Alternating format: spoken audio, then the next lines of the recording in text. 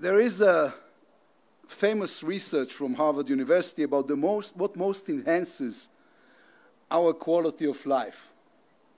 What makes us happier, healthier, smarter? What increases our life expectancy? The surprising answer is friends. Even more than family or a good public health system. People with a strong group of friends have much better lives.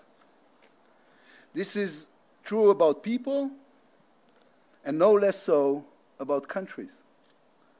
There are three main elements to a country's power.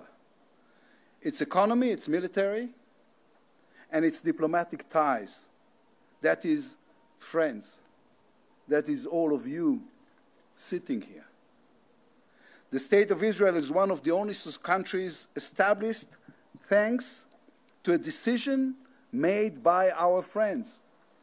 The United Nations resolution on November 29, 1947, the first time our friends stood by our side.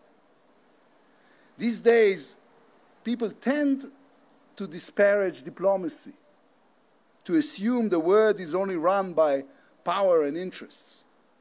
But they are wrong. We know.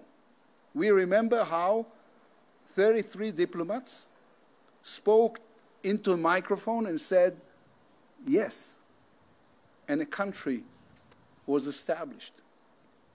Those 33 diplomats did not support Israel's independence because of force. There were no interests involved. They made a moral choice. They made the choice friends make. Together with us, they believed Jews deserve their own state. States are established by optimists. Pessimists sit and wait for the worst to happen, and usually it does.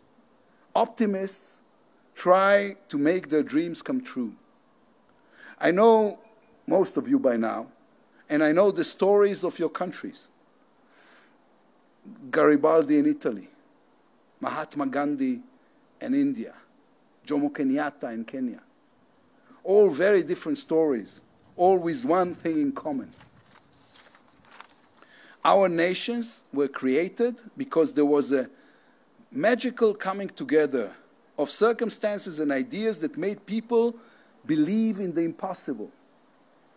David Ben-Gurion, Israel's founding father, once said, a Jew who does not believe in miracles is not a realist. The state of Israel is a miracle.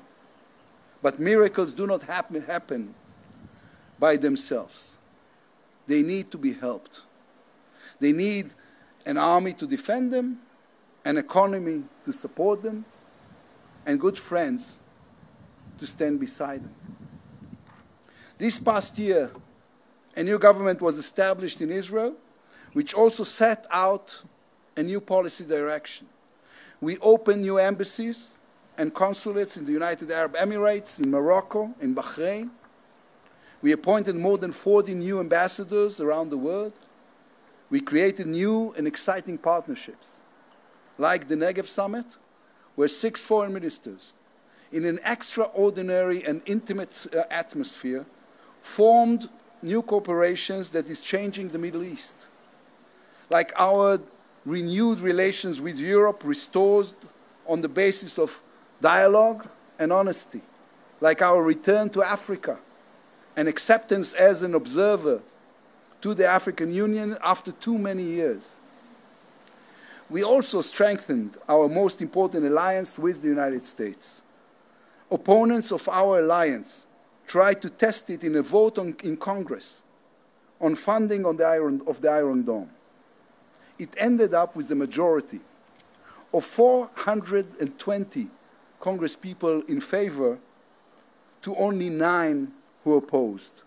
I doubt there is another country in the world that earns such sweeping bipartisan support in American policy, in American politics.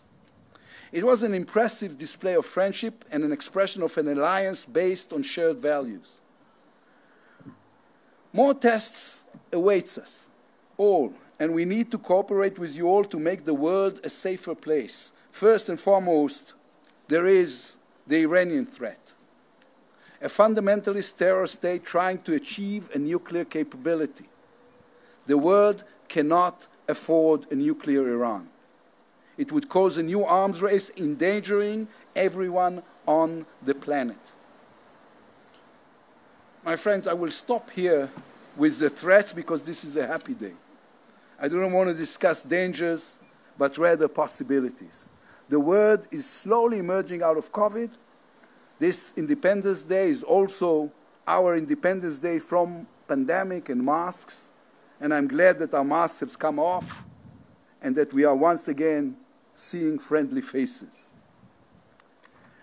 One learns over the years that friends are not only those who support you in difficult times, but those who know how to share in your happiness as well. I thank you, my friends, for coming to share our happiness today. Happy Independence Day. Thank you very much.